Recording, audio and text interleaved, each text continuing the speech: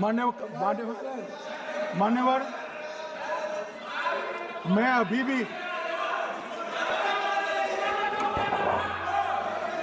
भी एक बात इस महान सदन के माध्यम से देश की जनता को कहना चाहता हूं, जो मेरी मान्यता है। ये सारी आतंकवाद की जड़ पाकिस्तान है और पाकिस्तान कांग्रेस पार्टी की भूल है। पार्टीशन स्वीकार न करते पाकिस्तान कभी न होता। इन्होंने पार्टीशन को स्वीकार कर देश को तोड़ा है।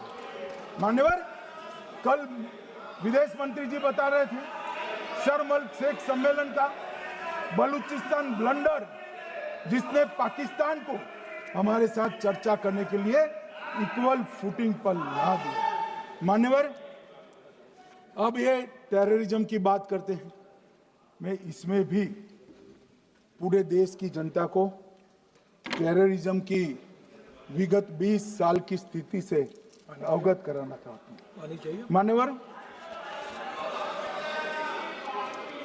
अटल जी की सरकार थी। 2002 में टेररिज्म को समाप्त करने के लिए अटल जी की सरकार, एनडीए की सरकार, भाजपा सरकार पोटा का कानून लेकर आई। मान्यवर, मैं सदन को याद कराना चाहता हूं, पोटा कानून का विरोध किसने किया था? किसने किया? कांग्रेस पार्टी ने किया। हमारे पास बहुमत नहीं था राज्यसभा में, मजबूरन हमने कानून को गिर गया, मजबूरन संयुक्त सत्र बुलाना पड़ा और पोटा कानून संयुक्त सत्र में पारित हुआ। देश नहीं भूल सकता मान्यवर। और पोटा कानून को रोककर आज भी कांग्रेस पार्टी के नेता जब बोले तब कहे, पोटा कानून को रोककर किसको बताना चाहते थे आप? किसको बचाना चाहते थे? पोटा तो आतंकवादियों के खिलाफ था। पोटा को रोककर अपनी वोट बैंक का उल्लू सीधा करने के लिए आप आतंकवादियों को बचाना चाहते। और मान्यवर, 2004 में अटल जी की सरकार गई, मनमोहन सिंह, सोनिया गांधी की सरकार आई।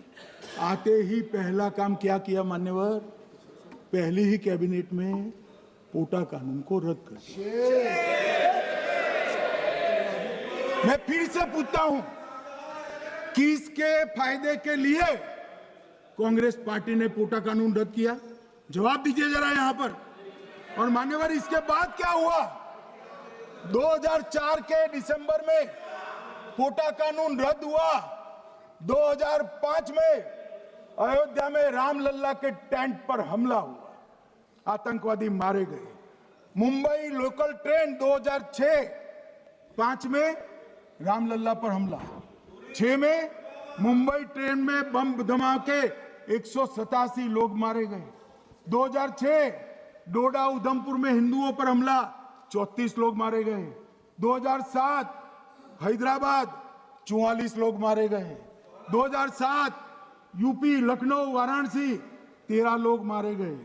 रामपुर सीआरपीएफ कैंप, वहां पर हमला हुआ 2008 में। 2008 में श्रीनगर के आर्मी के काफिले पर हमला हुआ, 10 सुरक्षा बल मारे गए।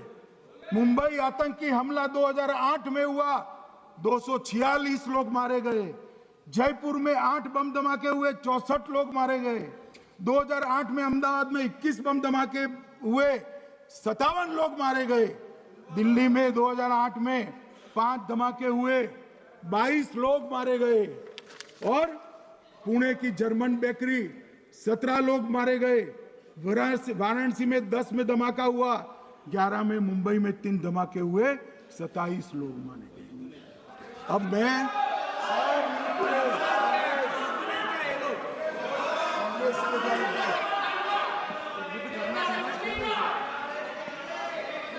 मान्यवर,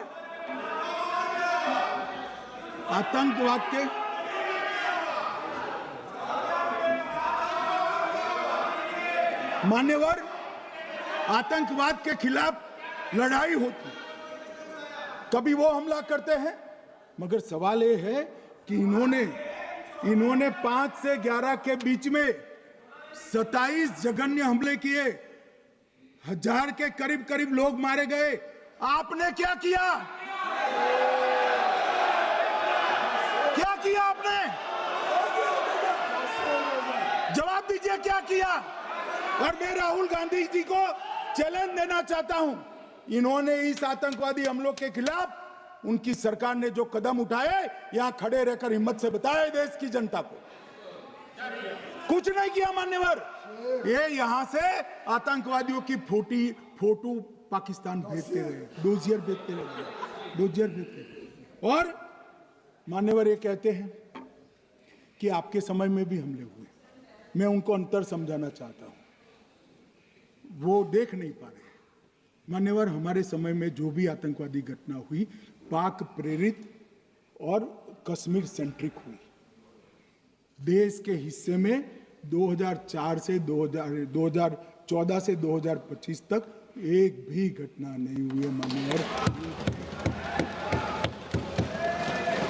ये नरेंद्र मोदी सरकार है मान्यवर। और कश्मीर में भी आज स्थिति ऐसी हुई है, उनको पाकिस्तान से आतंकवादी भेजने पड़ते हैं। कश्मीर में आतंकवादी अब हमारे नहीं बनते हैं मान्यवर।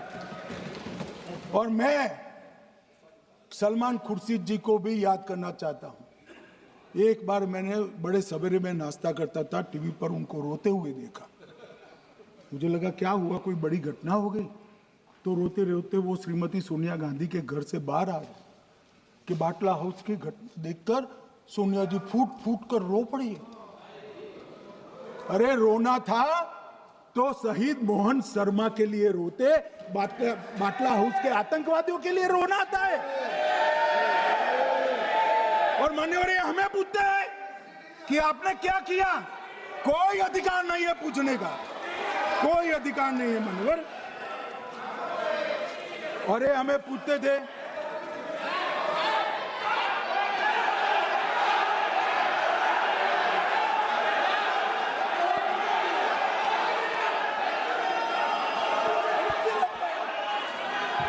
मान्यवर, अभी 25% बाकी।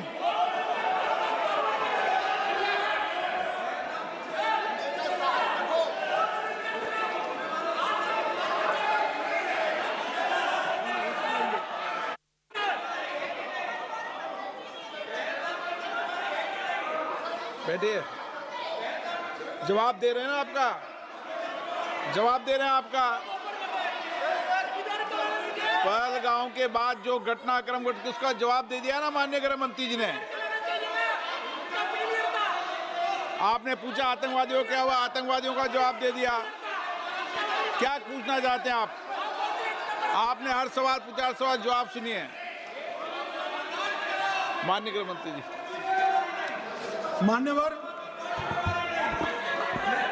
मान्यवर, इन लोगों को कल ऐसा था कि ये जो बेसरन के गुनहगार है वो पाकिस्तान भाग गए।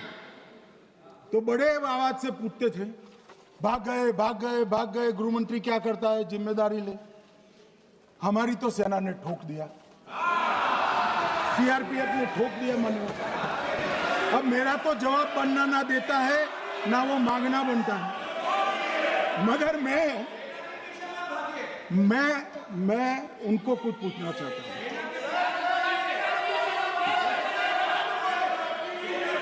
मान्यवर,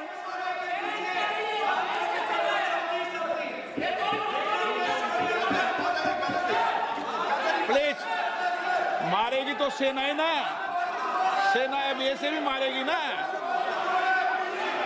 तो वो भी ये कह रहे हैं सेना और सीआईएसएफ ने मारा।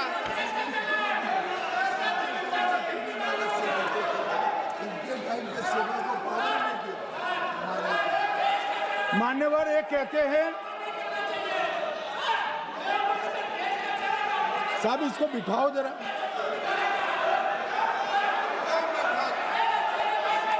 हाँ, प्लीज बैठिए बैठिए बैठिए बैठिए बैठिए।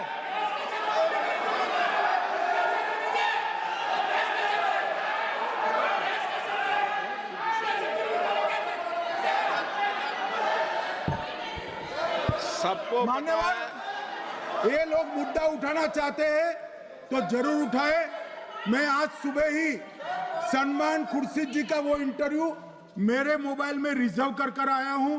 आप जब भी कहोगे ये पूरे टीवी पर बताने के लिए मैं तैयार हूं। सेव कर आया हूं। इनकी इच्छा है तो कल एक समय तय करिए, यहां बता दीजिए चारों टीवी में, और देश की जनता भी देख ले।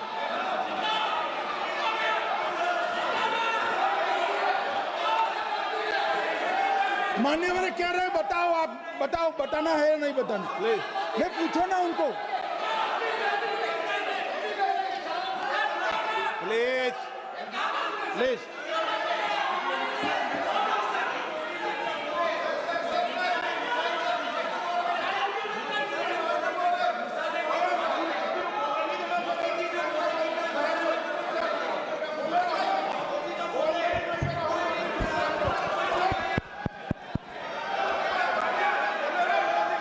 बिट्टू बैठ जाओ। मान्यवर ये पूछ रहे थे कि क्यों भाग गए। अब मेरा समय काफी जाएगा, मैं जरा संक्षिप्त में कहता हूं, घटनाओं पर नहीं जाऊं। दाऊद इब्राहिम कासकर 1986 में भागा, श्री राजीव गांधी की सरकार। सैयद सलाउद्दीन 93 में भागा, कांग्रेस की सरकार। टाइगर मेमन 93 में भागा, कांग्रेस की सरकार। अनीस इब्राहिम कासकर 93 में भागा, इनकी सरकार। रियाज भटकल 2007 में भागा, इनकी सरकार। इकबाल भटकर 2010 में भागा, इनकी सरकार। मिर्जा सादाब बेग 2009 में भागा, इनकी सरकार। अब मान्यवर मेरा तो जवाब मांग लिया, हमारे सुरक्षा बलों ने मेरा जवाब भी दे दिया, अब राहुल गांधी इसका जवाब दे।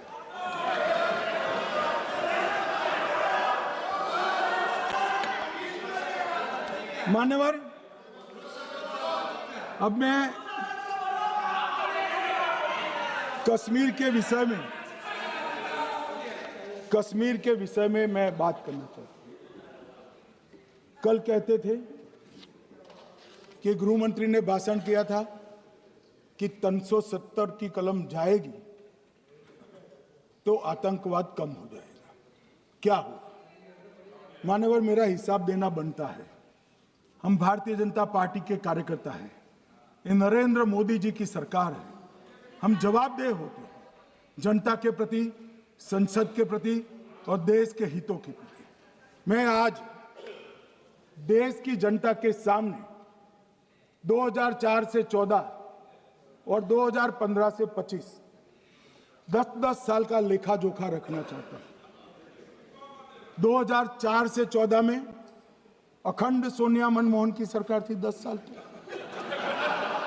और 15 से 25 अखंड रूप से नरेंद्र मोदी जी की सरकार।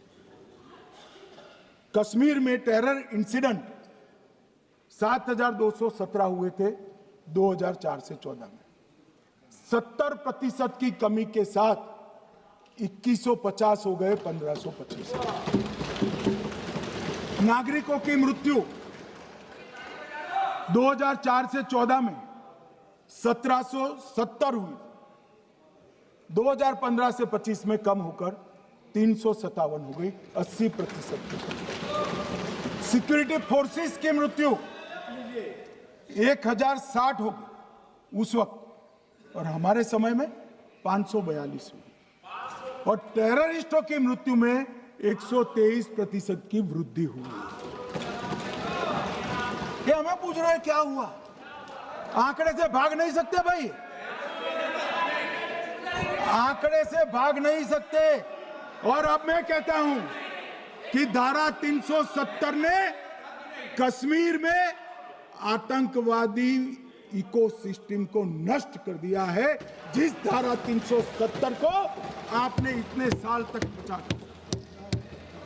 हमने जीरो टेरर प्लान बनाया है, एरिया डोमिनेशन प्लान बनाया है, मल्टी लेवल डिप्लॉयमेंट किया है, सुरक्षा जेलें बनाई हैं, 98% ट्रायल अब वीडियो पर हो रहे हैं। हमने संचार साधन बसाए हैं और 702 फोन विक्रेता जेल में डाले, 2667 सिम कार्ड बंद करे। हमने एक जमाना था साहब, 10-10 हजार लोगों के जनाजे निकलते थे। पूरे देश ने घटनाएं देखी होगी, बुरहान वानी मर गए, फला मर गए, ढिका मर गए, 10-10 हजार। अब जो मारा जाता है उसको वही दफना दिया जाता है।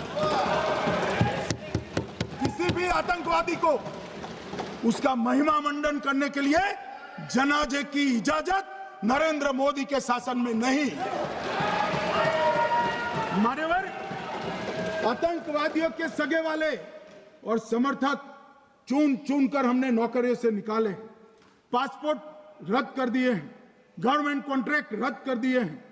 75 से ज्यादा आतंकी समर्थकों को कोर्ट से ऑर्डर लेकर सरकार से बर्खास्त कर दिया गया है। बार काउंसिल उनके समर्थकों से भरी थी, सस्पेंड कर नया लोकप्रिय चुनाव हमने कराया है। मान्यवर, कई संगठन बैन करे, मैं बाद में बताता हूं। विशेष यूएपीए अदालतें बनाई हैं।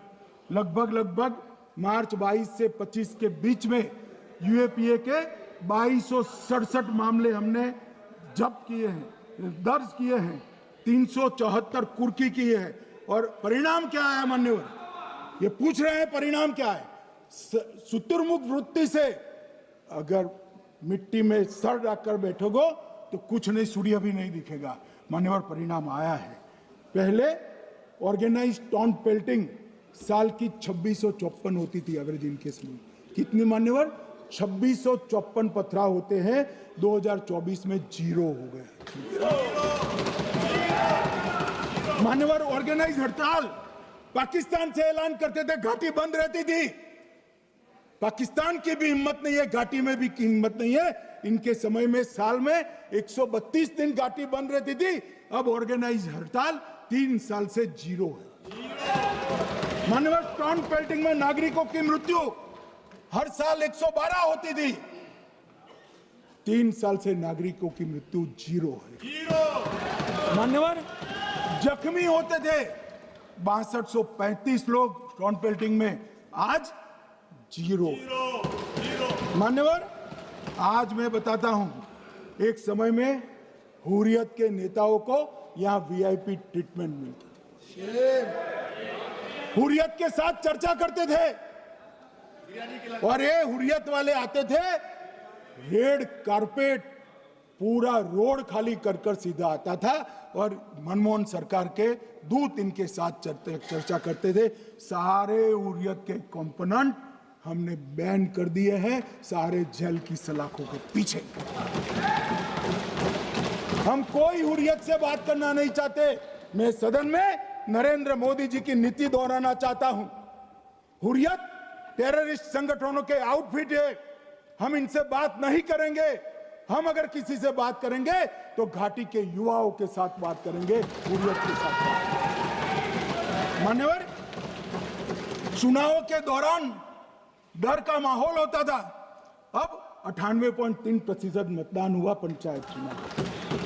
कांग्रेस की बंद बहिष्कार का समय बंद हो गया। सेपरेटिस्ट बात करना चाहते थे, अब वो नहीं कर सकते। और मान्यवर, 2019 के बाद हमने कितने संगठन बैन करे, मैं बोलना चाहता हूं, थोड़ा समय चाहिएगा मान्यवर। The TRF, people's anti fascist front, Tehreek ul Mujahideen, Jamaat ul Mujahideen Bangladesh Hindustan, Jammu Kashmir Ghaznavi force, Khalistan tiger force, Hizb ut Tahrir, Jamaat Islami, जो जमात इस्लामी ने पूरे पाकिस्तान के अंदर एक प्रकार से अलगाववाद का जहर घोला, वो जमात इस्लामी आज बंद कर दिया गया। Jammu Kashmir liberation front, Jammu Kashmir democratic freedom party, Muslim league Jammu Kashmir, Tehreek Hurriyat, Muslim conference सुमजी गुट, Jammu Kashmir national front, Jammu Kashmir peoples freedom league, Jammu Kashmir peoples league, Jammu Kashmir Ittehadul Musalman Awami action committee, Sikh for justice और पॉपुलर फ्रंट ऑफ इंडिया को भी हमने बैन किया। और ये शांति ऐसे नहीं हुई है। और ये कहते हैं कि एक भी घुसपैठ नहीं होती है। कभी गए हो आप पाकिस्तान? तो कई बार गए हो गई आप सीमा पर गए हो? पाकिस्तान तो कई बार गए हो, फिर से बोलता हूं, सीमा पर गए हो, सीमा के माध्यम से पाकिस्तान गए हो। हमारे जवानों की कठिनाई देखो साहब, -43 डिग्री में पहाड़ पर रहकर नदी नालों के बीच में चौकी करते हैं। कोई घुस गए तो क्या हुआ? कोई घुस गया वो बचेगा नहीं। यहां हम उसको या तो अरेस्ट करेंगे या तो एनकाउंटर में वो मारा जाएगा, बचेगा कोई नहीं। इनको सीमा की भौगोलिक कठिनाइयां मालूम नहीं। वहां मान्यवर कई नदी नाले हैं, वेग से पानी आता है, -46 डिग्री टेम्परेचर है, नीचे सुरंगें बनाते हैं, और ये तो ऐसे कह रहे हैं घुस गए। अरे भाई, आपके मन में तो, आपके समय में तो घुसने की जरूरत ही नहीं थी। आप बुलाते थे वीजा देकर, क्यों घुसेंगे? घुसने की जरूरत ही नहीं। जैसे आप पाकिस्तान जाते हो वैसे वो यहाँ आते। मान्यवर, अब ये कैसे हमें पूछ सकते हैं? मान्यवर,